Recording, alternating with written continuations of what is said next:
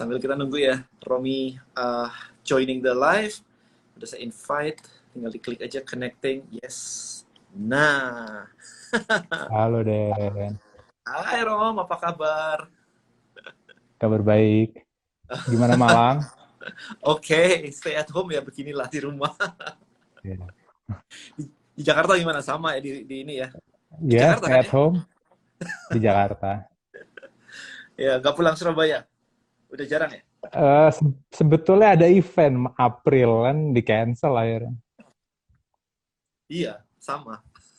Juga ada Heeh, event April nih, heeh. di cancel nih. So, anak-anak gimana? Oke, Alhamdulillah semuanya baik-baik aja. Denny umur gimana? berapa Papa ya? Mama, Baik, keluarga? baik, Hmm? baik. Itu umur berapa ya? Aku ingat anakmu namanya selalu XXR gitu ya. Itu mamaku Ya. lagi online tuh, Sri Rezeki itu. Oh, Ya, Sender Xavier oh, Rafael sama siapa? Sakila Samara heeh. Rafael ya. Ya, pakai X. Ya pakai XXR. Yes, I know. Hmm. Umur berapa ya? Sekarang sender 12, Sakila 11. Ya, wow. Wow. Oke. Kita kenal udah lama ya, Romeo. Dari tahun berapa ya? Kayak ya 2004. Sebelum merit. Ya pasti jauh. Jauh, jauh, jauh. Jauh, jauh. Jadi buat teman-teman semuanya, jadi gini ceritanya waktu itu sama Romi tuh. Kalau dulu saya jualan suplemen, nah Romi pakai suplemen saya tuh. Zaman dulu banget tuh. Nah, Ya, habis itu ada kasus tuh ceritanya tuh. Aku lagi press conference with Ade Rai di Bali. Nah, waktu itu oke. si Ade cerita kan udah lancar, dia udah public speaker kayak gitu udah lancar tuh. Nah, mic-nya dikasih ke aku tuh. Jadi aku terima mic itu keringet dingin.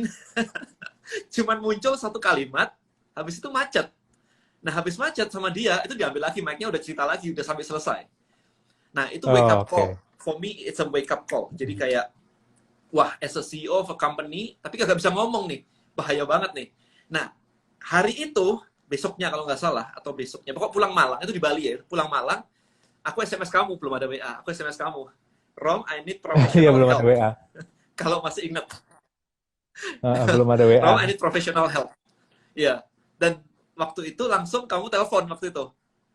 Terus aku cuma bilang Mm-mm. kayak, aku nggak bisa public speaking, dan kamu malah ketawain. Kamu bilang kayak, gue pikir life and death situation. Ternyata cuma nggak bisa ngomong. Ya udah dengerin CD. Habis itu dapat CD-mu, dan aku dengerin cuma Mm-mm. 4 hari waktu itu. 4 hari udah pengen ngomong. Nggak sampai sebulan gitu. Ya, since then, jadi bisa ngomong. Jadi bisa bikin kelas, bikin apa, kayak gitu-gitu sih. Dari itu gitu. Jadi, kalau nggak ada itu, nggak ada hari ini. Nah, so thank you banget. Thank you, bisa bantu deh. So, hari ini itu sebenarnya aku pengen breakdown karena banyak orang yang kayak, dan lu kok gampang banget sih ngomong, iya kalau tahu cerita zaman Mm-mm. dulunya sih susah banget ya, bahkan kayak begitu gitu kan. Jadi apa sih sebenarnya ini semua, kemudian bagaimana ini caranya bekerjanya kayak apa, nah itu pengen pengen di share lah ke teman-teman semua supaya at least mental block mereka itu bisa lepas dan mereka bisa lebih grow lagi. So that's the idea dari sesi ini sebenarnya. Pengen bantu teman-teman semua karena udah mulai COVID, Corona, kemudian mau bisnis, kok malah macet gitu ya, kayak ini iya maju, nggak disuruh live, nggak ini bukan saya lah, itulah kayak gitu. Excuse-nya banyak banget. Oke, okay? So kurang lebih Mm-mm. kayak gitu. Nah, tapi sekarang dari awal nih, kita mulai dulu dari awal. The first question, hipnosis itu apa sih sebenarnya? Kamu lebih, Oke. hipnosis itu apa sih? Orang-orang banyak kayak ini ya, itu ya gitu kan, nggak jelas banget ya di Mm-mm. ini ya. Ya, ya. Sebetulnya hipnosis itu sebuah alat untuk masuk ke alam bawah sadar. Kan otak punya gelombangnya, alfa, theta, delta gitu. Gamma, alfa, theta, delta. Nah, untuk menuju ke alam bawah sadar, ke theta dan delta, itu salah satunya bisa dengan hipnoterapi. Prosesnya disebut hipnosis. Orangnya hipnoterapis gitu. Yang menerima disebut sebagai klien gitu.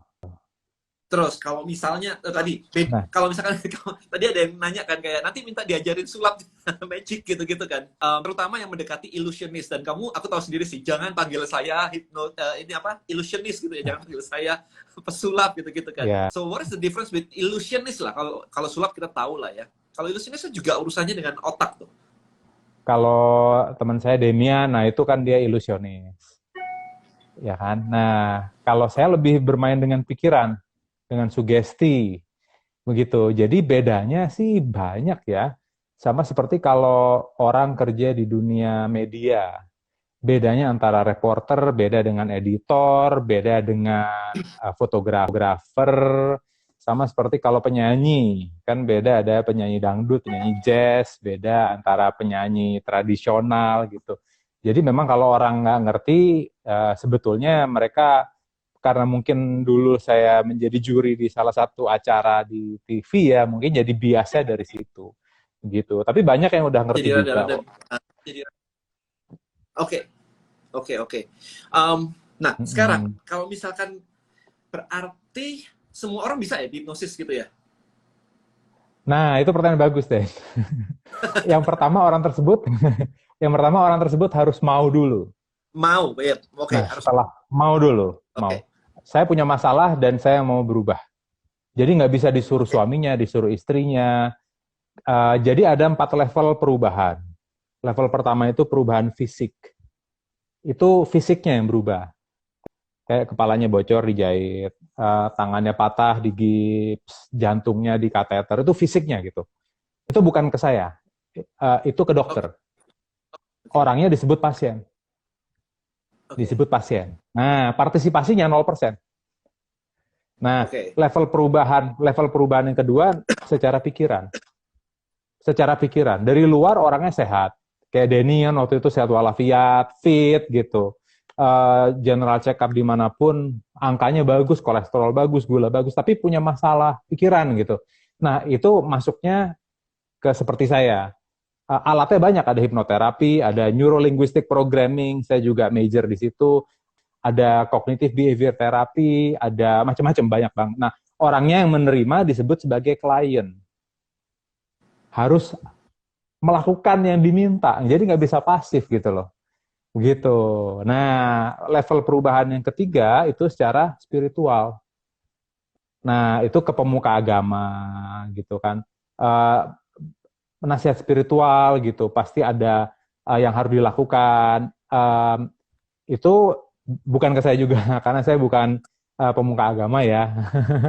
Secara ya, yang ya perubahan yang keempat itu secara energi, karena manusia makhluk energi. Nah, ini alatnya banyak. Ada meditasi, ada Qigong, Qigong, Prana, EFT, TAT, Quantum Healing, Craniosacral Therapy, ada TAT, EFT, banyak banget gitu. Nah, kalau saya major itu di pikiran dan di energi. oke, Begitu. oke. Uh-uh. Nah, sekarang kapan orang tuh tahu bahwa dia problemnya di situ gitu? Pokoknya dia punya problem aja, dia nggak ngerti kayak gitu ya. Kalau fisik clear lah ya, sakit jantung ke dokter jantung, it's clear gitu. Tapi kalau mulai pikiran, spiritual, energi itu kan tidak apa ya, nggak biasa gitu. Jadi ketika orang kayak punya mental block, nah kayak gitu, apakah spiritualnya mesti dibenerin, kurang percaya Tuhan Mm-hmm. gitu, atau lebih ke Oke. pikiran tuh yang harus ke hipnosis tuh? Hmm. Oke. Jadi apapun bentuk intervensinya, ujungnya cuma dua. Harus ikhlas, harus memaafkan. Nggak bisa ikhlas saja, nggak memaafkan, nggak bisa maafkan saja atau ikhlas. Nah, kalau saya begitu saya menerima klien, saya selalu mengintegrasi secara spiritual juga, secara fisik juga, secara energi juga, itu selalu diintegrasi.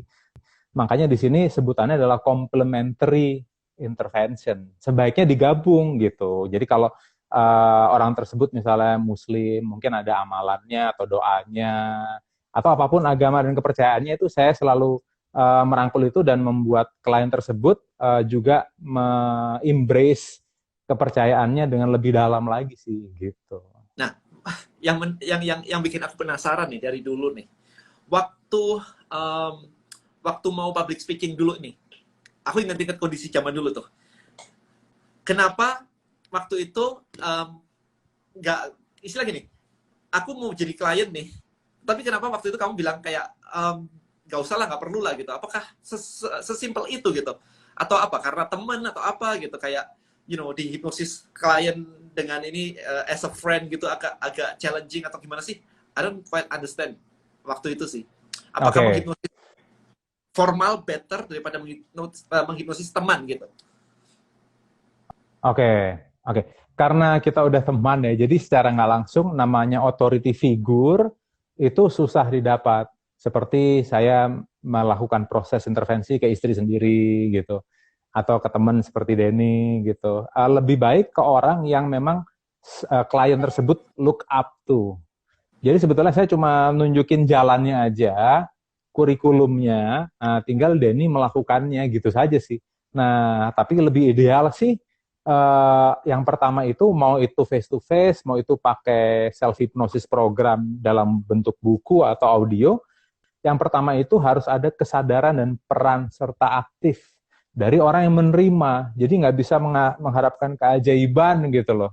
Nggak bisa seperti itu, begitu. Nah, terus kalau misalkan tadi self hypnosis gitu, emang bisa ya self hypnosis gitu ya? Can you explain self hypnosis itu bentuknya kayak apa? Ngomong sendiri, afirmasi Oke. kah? Atau gimana tuh? Oke. Oke, sebetulnya semua bentuk hipnoterapi itu self hypnosis. Jadi saya sebetulnya sebagai guide atau Koreografer. pemandu saja, koreografer saja. Begitu. Jadi lebih mudah asal orangnya bersedia itu sudah gampang masuk menyelami alam bawah sadar sendiri. Begitu. Cuman Nah, jadi proses hipnoterapi, kalau misalkan kayak sendirian go gitu, ahead. belum apa-apa gitu kayak oke, ini level theta bablas gitu. Belum sempat ngomong apa-apa udah bablas gitu. Nah, Nah, di video saya terbaru di YouTube, itu sebetulnya saat kita tidur pun alam bawah sadar tuh nggak pernah tidur. Karena ada beberapa riset dan penelitian menggunakan EEG dan ECG dipasang di kepala. Yes. Ya, beberapa riset juga gitu. Itu yang membuktikan ternyata saat alam sadar kita tidur, alam bawah sadar itu masih tetap berfungsi. Nah, disitulah masuk hipnoterapi. Programnya masuk gitu. Itu kenapa kalau kita tidur, jantung masih berdetak, makanan masih mencerna, nafas masih diambil, dibuang, diambil. Nah, itu kerja dari alam bawah sadar gitu. Nah, tinggal masuk aja programnya ke situ. Itu sih. Nah, kalau lagi self hypnosis kan self itu loh, maksudnya programnya siapa yang masukin kalau self hypnosis kan udah bablas duluan gitu. Kan dapatnya Nah, kayak sendiri gitu, bukan pakai audio gitu. jadi dan teman-teman semua ikut live ini, jadi sebetulnya ada 3 hukum dari alam bawah sadar. Oke, seru nih. Salah satu hukumnya adalah alam bawah sadar tidak bisa membedakan mana imajinasi, mana realita. Ya, itu ngerti. Nah, dengan menggunakan prinsip itu sugestinya dimasukin saja. Karena alam bawah sadar nggak bisa bedain itu ada praktisinya beneran atau itu cuma rekaman suaranya. Nah, jadi itu yang dilakukan sih. Nah, prinsip yang pertama kan ada 3 ya. Bentar. Berarti Nah, rekam suara sendiri gitu kah?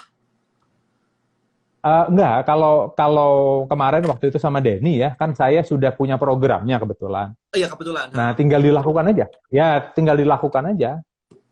Gitu. Iya. Nggak, maksudnya kalau orang awam Karena nih, orang awam terus, oke, saya mau belajar self hypnosis. Nah, maksudnya maksud self hypnosis sendiri itu apa? Apakah ngomong sendiri atau ngebaca terus dibawa tidur atau ngebayangin gitu? oke. Maksudnya. Hmm. Dengan ada YouTube kan banyak tuh orang-orang yang belajar sendiri ya. Jadi bilangnya jadi hipnoterapi gitu. Sebetulnya sih selama belum belajar secara langsung, memperoleh sertifikasi langsung itu belum proper untuk memberikan intervensi ke orang lain sih.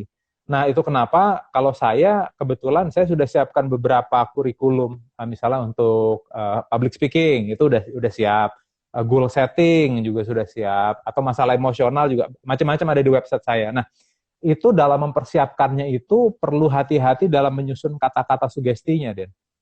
Karena alam bawah Oh, sadar punya prinsip yang nggak bisa orang awam mungkin kedengarannya bagus, tapi sebetulnya negatif. Nah, prinsipnya contohnya gini, alam bawah sadar nggak bisa mendengar kata tidak, ya kan? apapun diterima gitu ya. Kalau Apapun diterima.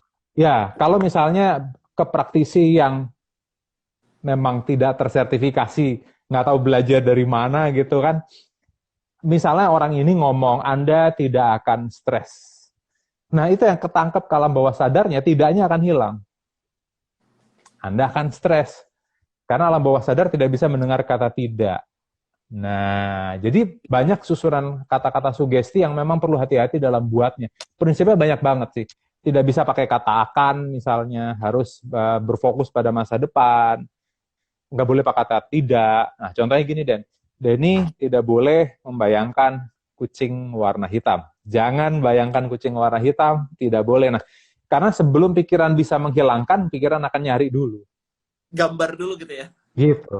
Dicari dulu gambarnya. Nah, daripada kalau nggak proper tersertifikasi, banyak pakem-pakem yang cuma belajar dari YouTube saja sebetulnya nggak bisa gitu. I Gitu. see. Jadi bahaya malah. Mm-mm. Oke, oke. Nah, sekarang nih, aku pengen menyoroti lebih ke ini nih. Banyak dari istilahnya my student gitu ya, my followers, audience juga itu uh, punya yang namanya internal problem. Jadi buat teman-teman di sini saya membedakan menjadi dua, yaitu external problem dan internal problem. External problem adalah problem-problem di bisnis secara langsung. Salesnya kok turun, gimana negosiasi, gimana copywriting, dan sebagainya. Itu external problem. Tetapi Hmm. ada satu hal yang saya sebut dengan internal problem. Misalnya, disuruh ngomong, wah, saya nggak pede nih. Wah, nanti ngomong apa ya? Pokoknya urusannya gitu. Wah, saya gaptek nih. Wah, saya cuman Hmm. seorang lulusan SD nih. Pokoknya semuanya lah. Jadi kayak mau sukses, dikasih jalannya sukses, dia nolak terus. Sampai saya Hmm. kadang-kadang dalam hati kayak, lu benci banget ya sama sukses ya. Setiap kali dikasih Hmm. jalannya sukses, selalu kayak punya excuses untuk tidak melakukan itu. Gitu. Nah, apakah hipnosis Hmm. bisa ngebantuin? Oke. Okay. Dan anehnya, excuse mereka selalu tepat. Make sense. Nah, apapun intervensinya bisa, asal orang tersebut itu mau, Den. Mau ya, mau ya. Kalau mau dan bersedia. Loh, sebentar, kalau orang bilang, aku mau sukses, berarti harusnya mau dong ya? Aku mau sukses. Nah, Tapi itu justru kan ini itu secara excuse banyak. verbal. Nah, itu kan secara verbal. Kadang secara alam bawah sadar malah konflik gitu. Jadi nggak kongruen antara alam sadar dan alam bawah sadar, gitu sih. Oke. Jadi ya Dan dia nggak sebetulnya nyadar itu mereka kan? nggak mau, ya begitu. Jadi sebetulnya mereka nggak mau membayar harganya lah, kurang lebih begitu. Nah, terus kayak gitu gimana cara ngebantu mereka gitu? Kayak yang datang ke aku nih, is always kayak Dan bantuin supaya aku dapat omset, aku bisa jadi pebisnis, bisa jadi entrepreneur sukses. It's always kayak gitu. Dan ketika aku dig down ke dalam, Ah, it's always internal problem macetnya di situ. Oke. Okay. Kalau saya Dan, mungkin kliennya Denny bisa diajarin hukum 10-10-10. Oke. Tulis dulu. Nah, apa itu hukum 10-10-10? Nah, jadi gini, misalnya kliennya nggak mau berubah gitu, mau sukses tapi nggak mau membayar harganya. Hukum 10-10 adalah ngomong aja ke bapak ini, Pak, kalau bapak gini terus 10 bulan ke depan efeknya apa coba negatifnya? Uh-uh. 10 tahun ke depan apa efeknya? Jadi bisa dari 10 jam ke depan, 10 hari ke depan, 10 tahun ke depan. Coba. Nah, akhirnya orang itu seperti dibawa naik time travel, akhirnya merasa jadi berat gitu. Lah, lalu dikasih lagi gitu. Hukum 10-10-nya kalau berubah gitu, 10 jam dari sekarang gimana?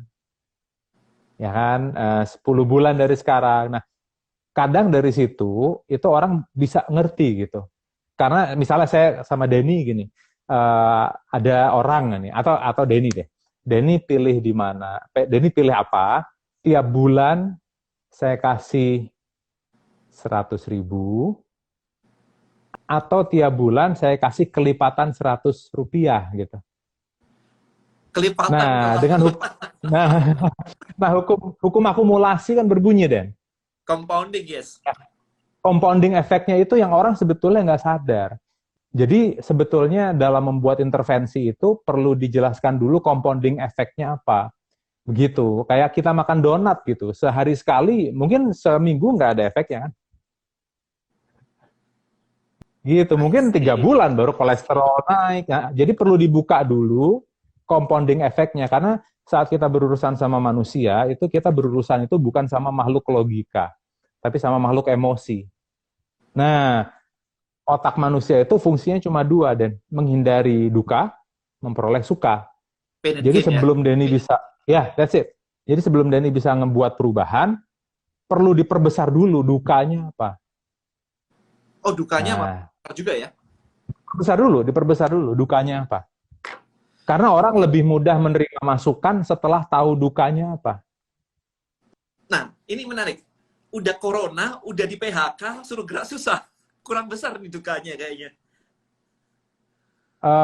Ya, berarti duka yang diterima kurang kuat untuk menstimulasi orang tersebut untuk bergerak. Begitu sih, Den. Gitu. Karena kan saat berurusan sama manusia, kita berurusan sama makhluk emosi. Jadi Iya, ada iya. orang yang setelah jatuh ketimpa tangga, ketimpa gedung, baru akhirnya sadar. Oke. Gitu. Oke, semakin Ada orang bebal yang, semakin susah nih ya. Kayak orang yang cuek itu uh, semakin susah nih kayaknya. mungkin belum belum besar dukanya diterima. Nah, Begitu sekarang ada, silakan go kalau ahead. orangnya positif banget, habis itu dia bilang ah, bersyukurlah, kena juga bersyukurlah dan nggak gerak. Ini kan kayak kayak positif tapi juga negatif gitu karena nggak pernah gerak. Oke, negatif buat orang lain mungkin. Nah, sekarang kita perlu dilihat morfologi linguistik dari disease. Secara fonetik, disease itu kan penyakit ya, Dan? Ya, Bahasa Inggrisnya ya. ya, ya. Oke. Tapi secara fonetiknya, disease itu artinya adalah this, ini, is. This is. Oke. This-nya ini, is-nya itu ketidaknyamanan atau perasaan nyaman. Gitu. Nah, jadi kalau orang itu tidak merasa ini disease, ya ngapain kita repot untuk minta dia berubah? Dia nggak merasa itu masalah kan? Gitu. Jadi disease itu ya tergantung dari sudut mana memandangnya.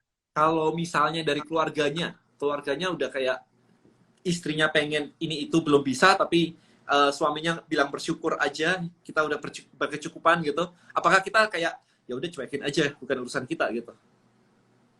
Nah, sebelum ke praktisi, langkah pertama sebetulnya adalah membangunkan calon klien yang punya masalah itu agar orang tersebut sadar kalau dia itu punya masalah. Oke, ini menarik Gitu. buat Karena marketing nih, kalau membangunkan masalah di dalam orang nih. Oke, elaborate more. ya, ya, bagaimana? Nah, saat kita berurusan sama manusia kan berurusan dengan makhluk emosi. Ya, Bagaimana caranya? Dia nggak merasa ini disease. Dia oke, merasa ini baik-baik saja. Oh. This is oke. okay gitu, bukan this is an is gitu. Yes, yes, this is okay.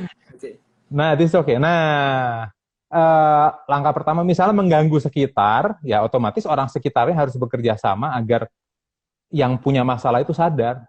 oke, got it. Nah, caranya banyak banget begitu. Nah, otomatis harus face to face dengan praktisi yang tahu, nanti dibuatin game plan-nya seperti apa gitu, agar bisa terbangun gitu.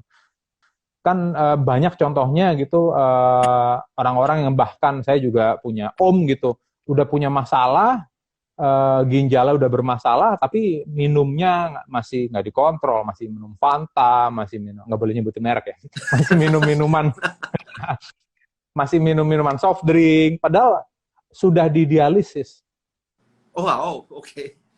Nah, jadi ya dia nggak merasa ini disease, gitu. Jadi sebetulnya habitnya yang membuat itu orang tersebut mengalami masalah gitu loh. Nah, bukan apa yang dikonsumsinya gitu, karena semuanya ada hukum namanya dualisme. Oke. Apapun itu, mau itu positif mau itu negatif, sesuatu yang positif pun, misalnya seperti vitamin, suplemen, vitamin aja gitu. Kalau kebanyakan pun kan nggak bisa, nggak boleh. Iya, tetap aja keracunan ntar. Ya, ada namanya avitaminose gitu. Yes. Pisang kan baik ya, memunculkan endorfin gitu. Tapi kalau kebanyakan juga ya bisa diare gitu. Gitu. Jadi Oke. sebetulnya bukan salah soft drinknya, bukan salah apapun. Makanya ada namanya balance dalam kehidupan ini. Yin yang. Nah, iya betul. Tahu ya. Dalam yin yang itu kan ada putih sama hitam. Tapi Ya, nggak 100% putih, nggak 100% hitam gitu. Di di titik dalamnya yang ada. putih ada titiknya kan?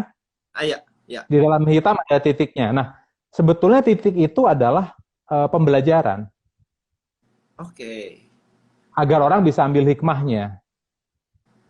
Begitu. Oke. Nah, Interesting. orang yang selalu positive thinking itu sebetulnya dia merasa dia nggak punya masalah. Nah, jadi orang sekitarnya perlu menunjukkan masalahnya itu apa gitu. Baru bisa diintervensi. Nah, Gitu. aku mau bawa ini sedikit ke kita ngomongin kan audiensku juga ini kebanyakan adalah entrepreneur dan marketing. Tadi ada yang sudut pandang yang cukup menarik bahwa untuk membuat orang bergerak ini bisa macam-macam kalau di dunia marketing. Bisa daftar, bisa beli, bisa apapun itu yang kita suruh supaya bergerak gitu kan.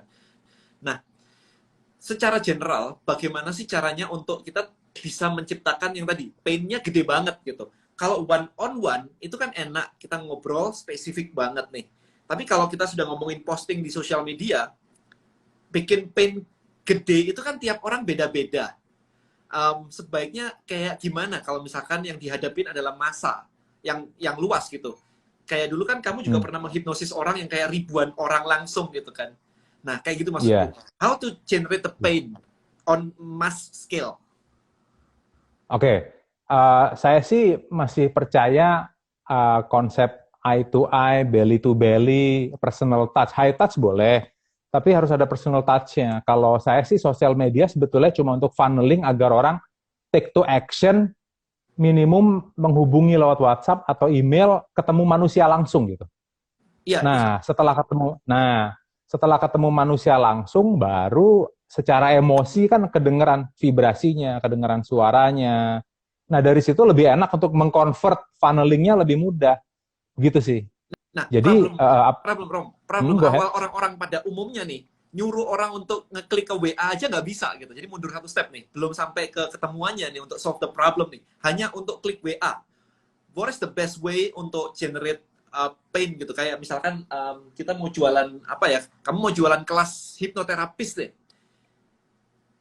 Kan Oke. nggak orang bangun pagi kayak aku harus bangun pagi harus jadi hipnoterapis kan nggak kayak gitu kan, harus di-create Enggak. something untuk klik nanya lah gitu.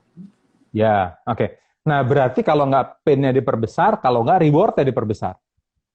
Oke. Nah, misalnya dengan call to action adalah konsultasi dengan kita, free misalnya. Dan setelah Anda konsultasi, Anda akan mendapatkan hipnoterapi secara, atau apapun lah. Jadi, no-brainer lah istilahnya. Gitu. Oke, jadi tinggal storytelling-nya ya. Main di dua kubu tadi ya, pain and gain-nya ini dimainin gitu. Iya, itu saja. Kalau kita ngeliat kitab suci juga ada surga dan neraka ya. Hukum dualisme, Den. Di mana-mana selalu ada begitu. Begitu. Iya. Oke, sip. Sekarang kita balik ke sini nih. Kita balik tadi ada pertanyaan tentang public speaking. Tadi banyak banget pertanyaan juga tentang public speaking di atas yang belum kita address. Nah, sekarang, kenapa orang punya problem dengan public speaking? Ngomong udah kayak, lu punya mulut bisa ngomong tiap hari. Kenapa begitu ada banyak orang macet? Bahkan IG story aja macet. Nggak ada orangnya loh. IG story loh. Macet. Nah, kalau dari saya, sebetulnya masalah orang itu bukan itu masalahnya. Itu hanyalah bunga atau buah dari underlying issue yang ada di dalam alam bawah sadarnya. Ada benihnya. Nah, tumbuhnya itu bisa kecanduan, fobia, takut bicara depan umum, takut gagal. Mungkin orang ini takut bicara di depan umum. Mungkin dulu waktu kecil ada program yang salah dalam alam bawah sadarnya yang masuk gitu. Mungkin bisa gini, mungkin programnya. Uang adalah akar dari kejahatan. Uang kotor. Niatnya baik. Uang cuci tangan. Nah, uang itu kotor misalnya. Gitu. Atau macam-macam sih programnya. Jadi sebetulnya untuk membuat buahnya itu tidak tumbuh lagi, akarnya harus dibuang dulu.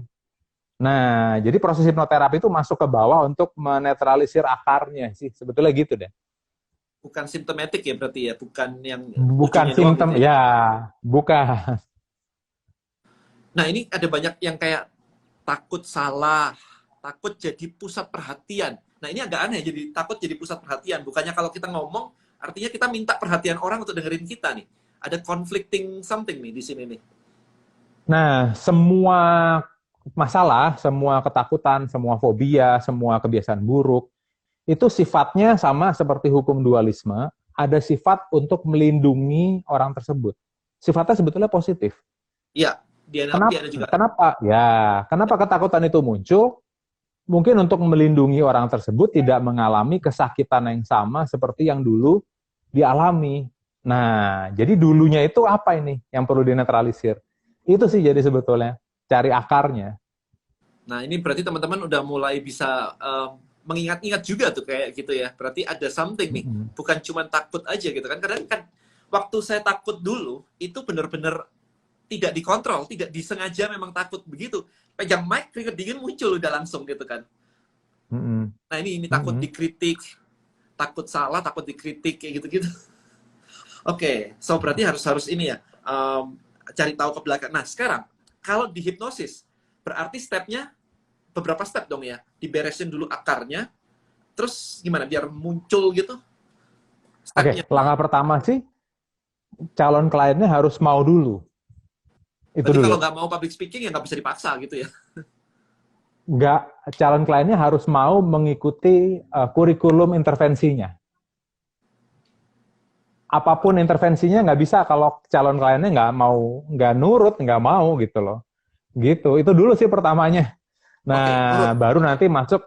baru nanti masuk step by step-nya setelah orang tersebut bersedia, baru pain-nya diperbesar, pleasure-nya juga diperbesar. Itu aja sih. Nah, baru dinetralisir sugesti negatifnya itu apa, yang perlu dinetralisir itu apa. Lalu apa yang perlu dinetralisir, yang dimaafkan dari masa lalu, pemrograman salah apa yang perlu dibuang gitu. Jadi bisa seperti itu sih. Gitu. Jadi stepnya banyak banget sebetulnya. Nah, otomatis tiap klien itu kan unik, tiap klien itu kan berbeda. Jadi itu kenapa perlu one on one itu lebih bagus, karena lebih personal. Nah, bukannya dengan self hypnosis itu nggak bisa, bisa. Cuma klien harus menemukan untuk mengcustomize sendiri untuk dirinya sendiri sih, Dan. Nah, Gitu. kalau ini ya, nanya nih, kalau udah lupa dengan akarnya, ditanya juga Nah, lupa gitu. nah, sebetulnya masih di situ akarnya. Mungkin terlalu menyakitkan, akhirnya dia memutuskan untuk, alam bawah sadarnya memutuskan untuk melupakannya.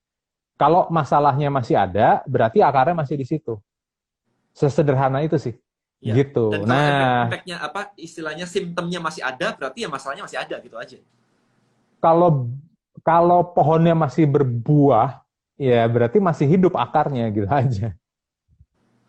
Oke, oke.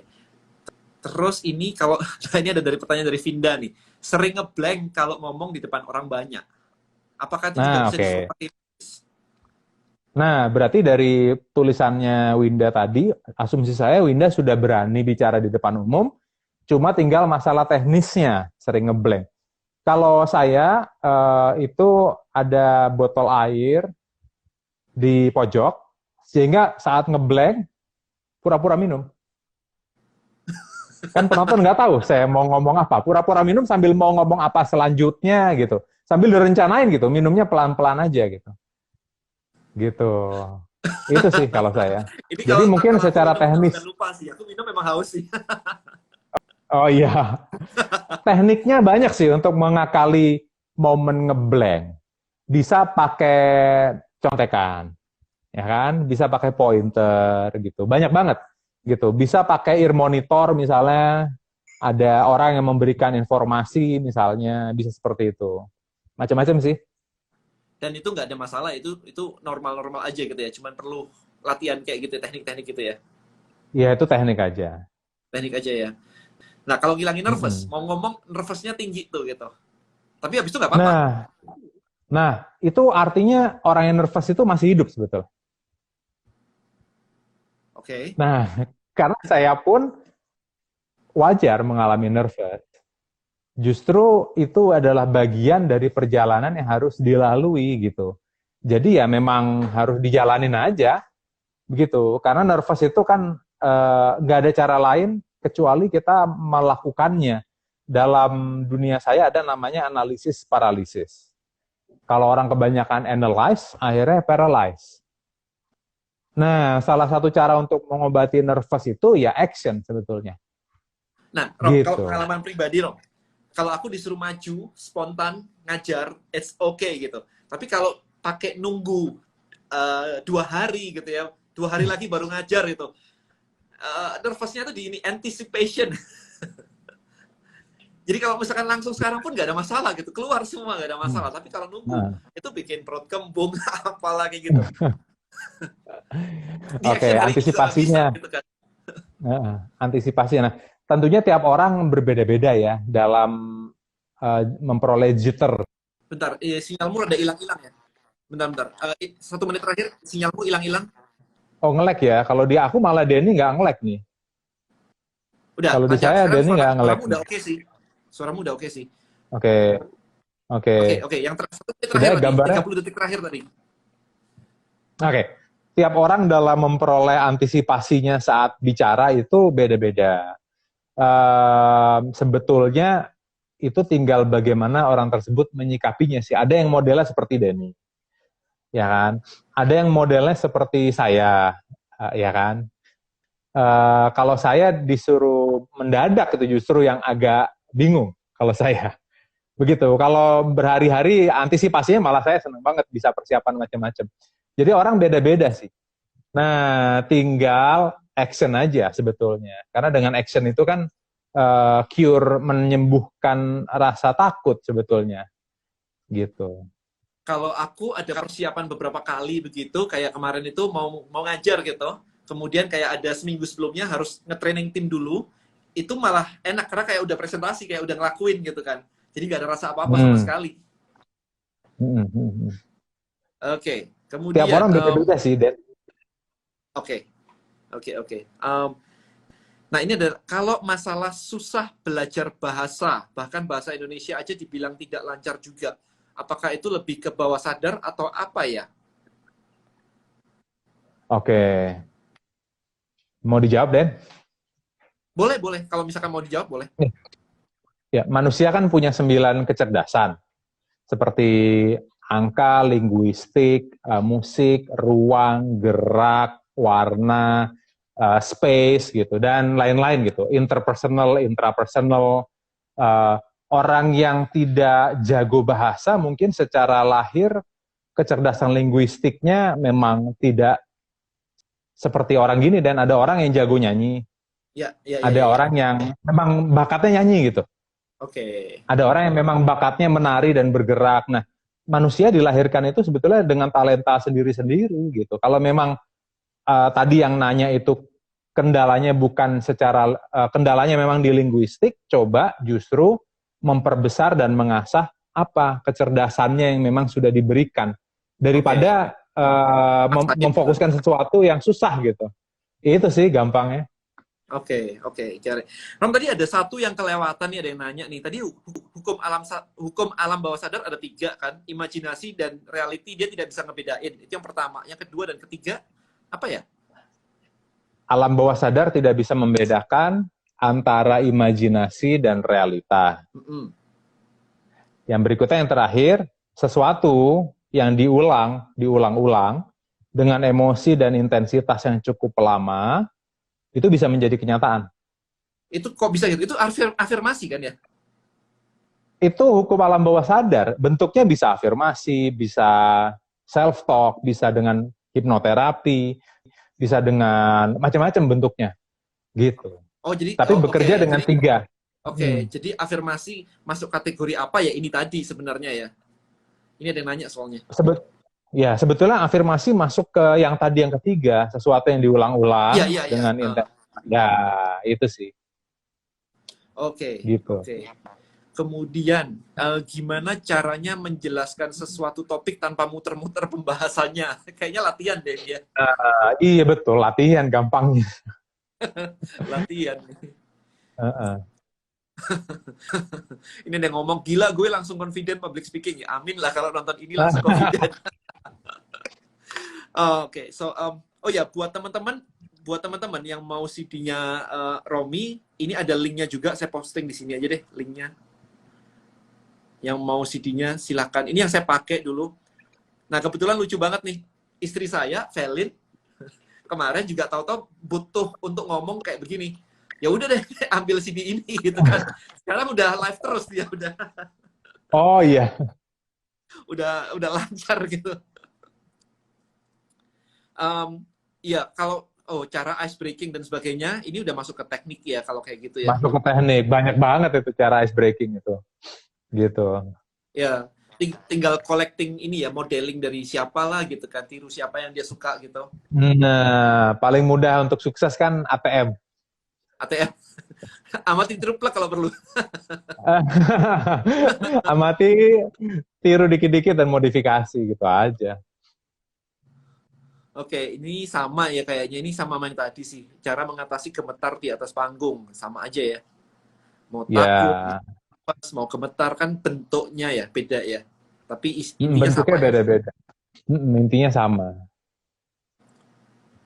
Oke, fokus, kelebihan dan sebagainya. Sebentar. Kalau saya ngomong di depan umum lumayan bisa dan udah sering walaupun pesertanya gak banyak. Tapi kalau ngomong langsung face to face malah gugupan. Lebih sering ke keluarga kayak gitu. Kebalik nih. Itu gimana? Sama aja? Atau gimana? Justru perlu dicari tahu. Mungkin bapaknya atau ibunya dominan, mungkin dibesarkan dalam keluarga yang keras, mungkin adat keluarganya memang harus seperti itu, mungkin. Jadi variabelnya banyak sih deh. Jadi nggak bisa. Nah, go ahead. Iya, terusin dulu. Iya, jadi nggak bisa one size fit all gitu tuh nggak bisa. Pasti perlu dicari triggernya kenapa, tinggal dinetralisir. Udah gitu. I see. Nah, ini ada yang nanya nih. Malam Kak Romi mau tanya, saya kan beli DVD Kak Romi, cara pakainya gimana ya? Soalnya ada 3 lagu. Audionya kan ada 3 tuh. Tapi bukan lagu ya, kan saya speaking. nggak nyanyi. Iya, dia maunya itu kan audio gitu kan. Di otak dia pokoknya didengerin lagu. Harusnya itu beserta dengan workbooknya gitu. Kalau cuma dapat audionya nggak tahu. Aku baca kan kemarin workbooknya kayaknya nggak ada gini kayak audio pertama itu pagi atau bangun tidur kan cuma kayak dengarkan ini dengarkan itu, kurang jamnya maybe atau apanya gitu. Kalau masalah mendengarkan yang mana sebetulnya bebas saja gitu. Nah, tinggal personal preference aja pilihnya didengarkan yang mana sih. Gitu, Den. Nggak masalah, lompat-lompat begitu atau harus satu Nggak dulu masalah. seminggu gitu? Boleh, nggak masalah juga. Yang penting konsisten. Karena secara teori perubahan itu bisa diperoleh 90 hari. Itu. Nah, itu kan 3 tuh, ada public speaking, ada relaksasi, ada yang satunya lagi apa tuh kalau nggak salah untuk ngilangin trauma ya? Mengatasi ketakutan. Nah, yang relaksasi buat apa dong? Kalau gitu kan biasanya kan satu akar, satu public speaking. Nah, relaksasi itu misalnya Denny on the way menuju ke tempat speakingnya yang sudah ditunggu-tunggu 3 bulan lamanya. Nah, di dalam mobil bisa didengerin aja perjalanan gitu untuk merilekskan. Oke, Gitu. gitu. Oke, ngerti sekarang. Oke, I got it. Cara biar lancar ngobrol dengan atasan atau orang yang status sosialnya di atas kita. Ini sering terjadi karena terlalu menjaga manner. Ya. Nah, seperti tadi dibilang sih, Dan, berarti kan sudah diinstal sebuah program mungkin saat orang ini dibesarkan, diajarinnya memang seperti itu gitu. Tapi yang perlu, ya harus jaga manner gitu. Sebetulnya sih yang perlu diingat di mata Tuhan tuh semua sama sebetulnya. Jadi nggak perlu merasa minder atau merasa status sosialnya beda. Kalau saya ya semua orang sama, yang membedakan ya hanya Tuhan yang bisa bedain. Kita nggak bisa membedakan atau mencap orang dengan kulitnya. Bukan hak kita sebetulnya gitu. Jadi ya dinikmati saja keberadaan orang yang ada di depan kita gitu. Diakui gitu keberadaan orang ini gitu. Lalu kita berkomunikasi apa adanya kita tanpa melepaskan prejudis atau hidden agenda atau apa. Akhirnya nanti secara nggak langsung orang itu bisa lebih nyaman sama kita. Kalau saya sih saya buang ya gitu. Ini ada nanya nih, Bang Romi, kalau mau hipnoterapi secara langsung bisa nggak? Ya, bisa banget lah ya harusnya ya. Oh iya, bisa-bisa aja. Cuma Gimana? Kontak langsung karena atau gimana tuh? corona begini sih, kebanyakan klien sekarang itu di hold ya, dan kebanyakan menggunakan audio Oke, hipnoterapi gitu. oke. Ada beberapa klien yang memang bisa saya handle online, ya akhirnya mereka online. Tapi kalau menurut saya nggak bisa, ya nanti nunggu pakai hipnoterapi audionya dulu mungkin gitu. Oke. Oh, ini ada satu nih. Saya di hari 1 sampai 5 sangat semangat untuk mendengarkan audio. Tetapi setelah hari ke-6 malah merasa bosan dan karena belum ada perubahan, ada pikiran bahwa audio ini tidak cocok untuk saya. Tolong dijawab. Nah, oke. Itu bagus tuh Ya, pertanyaannya. itu menarik Jadi tuh. gini, ya. Jadi gini, semua proses perubahan itu rata-rata 90 hari.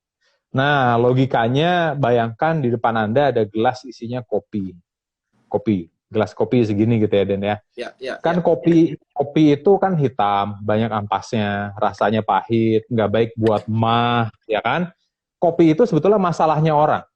Mungkin takut bicara, atau fobia, atau malas berolahraga, atau apapun. Nah, pertanyaannya bagaimana kopinya bisa keluar, diganti jadi susu, tapi gelasnya nggak boleh dipegang, nggak boleh terangkat, nggak boleh pakai sedotan, nggak boleh pakai sendok, gelasnya nggak boleh disentuh. Nah, gelas itu sebetulnya diri orang itu secara fisik gitu.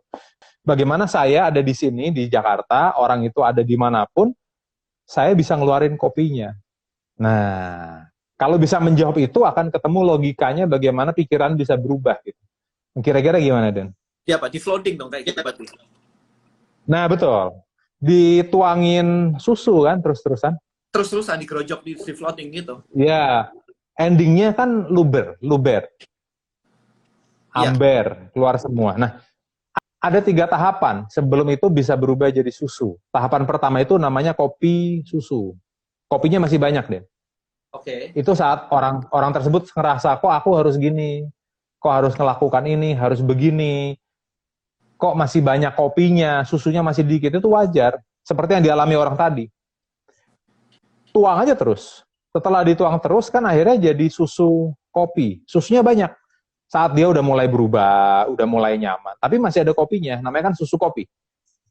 Nah, tuang terus, akhirnya menjadi susu. Nah, jadi kebanyakan orang itu buru-buru maunya instan. Di era yang instan sekarang ya, Den. Nah, kabar baik, kabar buruknya, saya dan orang itu sebetulnya nggak ngerti kopinya itu gelasnya seberapa tinggi. Ada yang tinggi sekali, perlu waktu yang lama untuk mengosongkan itu gitu. Ada yang cepat, seperti Denny gitu. Nah, sebetulnya bukan hasilnya nggak ada, lebih tepatnya hasilnya belum ada, karena konsisten nuangin susunya belum cukup lama dengan kekuatan kopinya gitu sih. Oke, I get it, I get it. Nah, sama berarti itu untuk belajar apapun ya, untuk belajar apapun ya, mau belajar digital marketing, mau Iya, belajar apapun itu sama aja gitu ya. iya, betul dong. So exposure terus-terusan gitu ya. Jadi ya sih. Iya, Kadang-kadang baru kayak nabrak sebentar, belajar digital marketing sebentar, kayak bikin website nggak bisa, ya udah deh, gue gaptek langsung dijudge gitu kan. nah sebetulnya ini Dan filosofinya. Kegagalan itu bagian dari sukses. Oke, Lawan kata tinggi apa Den? rendah, Lawan kata panas? dingin, Oke, lawan kata luar? dalam. Nah, jadi kegagalan itu bukan lawan kata kesuksesan, tapi lawan katanya itu berhenti sebetulnya. Oke, oke. Jadi kalau berhenti belajar, berhenti upgrade diri gitu juga, ya udah gagal aja gitu. Atau gimana? Iya, kebanyakan orang, iya. Sebetulnya lawan katanya dari sukses itu berhenti, bukan gagal. Jadi saat memperoleh pembelajaran, mengalami kegagalan kecil-kecil, ya nggak apa-apa, itu kan prosesnya. Gitu, Den. Oke, oke. Nah, banyak orang itu ini kalau ngomong public speaking kayak gitu ya, kayak oke, langsung langsung kayak gue nggak bisa gitu. Tapi kalau misalkan ngomongin kayak belajar apa ya, kayak belajar marketing gitu, kayak belum dapat hasil langsung ngejudge kayak gitu gitu. Itu solve-nya gimana ya enaknya ya? Kayak langsung this is not working well, ini nggak Um, bekerja lah, apalah gitu-gitu. sebetulnya instan gratifikasinya itu yang perlu diberi pemahaman sih, Dan. Oke, Orang mereka tersebut nggak memang, instan soalnya ya.